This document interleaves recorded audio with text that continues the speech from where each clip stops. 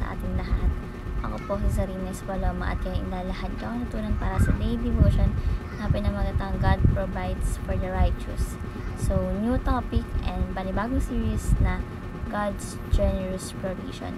So, yung scripture po natin ngayon is Psalm chapter 37 verse 25 na sinasabi, I have been young and now am old, yet I have not seen the righteous forsaken or his children begging for bread. Tagalog, ako'y naging bata at ngayon matanda na. Ngayon may hindi ko nakita na matuwid ay pinabayaan.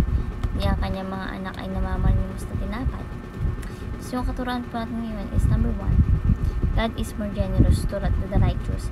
So, minsan sinasabi dito na mas masagana yung biyaya ng Diyos para sa mga sumusunod sa kanyang mga utos, no?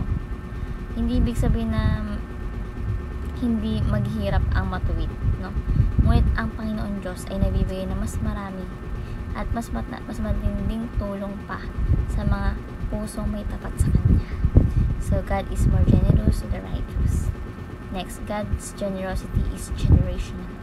So, yung biyaya at pagpapala ng Diyos ay hindi lamang para sa isang tao, isang henerasyon, no? Kundi ipinapasa ito sa mga susunod pang mga henerasyon, no, ng mga tapat sa Kanya. At ang kabutihan ng Diyos ay umaabot sa mga anak at apo ng righteous. So, God's generosity is generational. And last is God's generosity is meant to be experienced.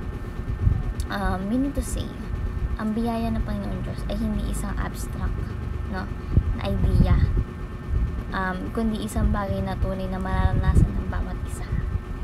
And hindi lang ito pangako, kundi isa itong realidad na nararanasan sa buhay araw-araw.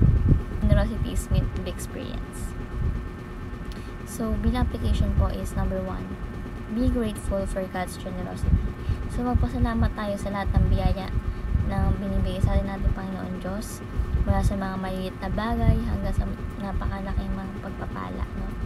Ang pagpapasalamat ay nagpapaalala sa atin ng kabutihan ng Diyos at nagpapalalim ito ng ating relasyon sa Kanya. Halimbawa, kapag nakaramdam ka ng kasaganahan o kapayapaan sa pamilya mo, magpasalamat ka kay Lord, no? At magpatuloy sa paggawa ng mabuti. So, let's be grateful for God's generosity. Number 2, be qualified by living a righteous life.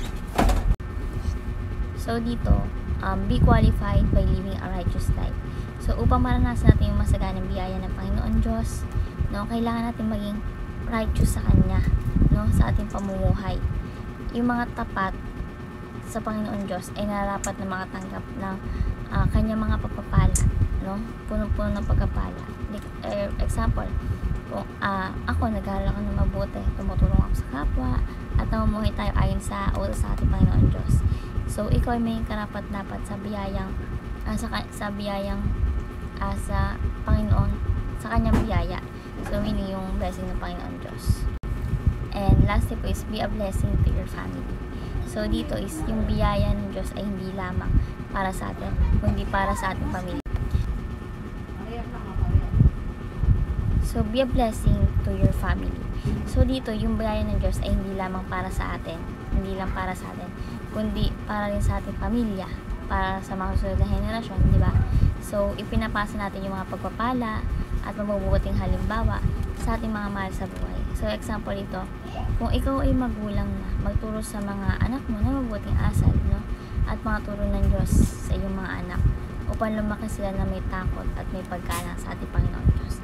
So, be a blessing to your family. So, ayun lang ang pinakatutunan sa daily devotion. Na yung matutunan kayo, may share sa iba, share ma-apply sa ating buhay. Thank you po sa pakikinig at labis po sa ating lahat.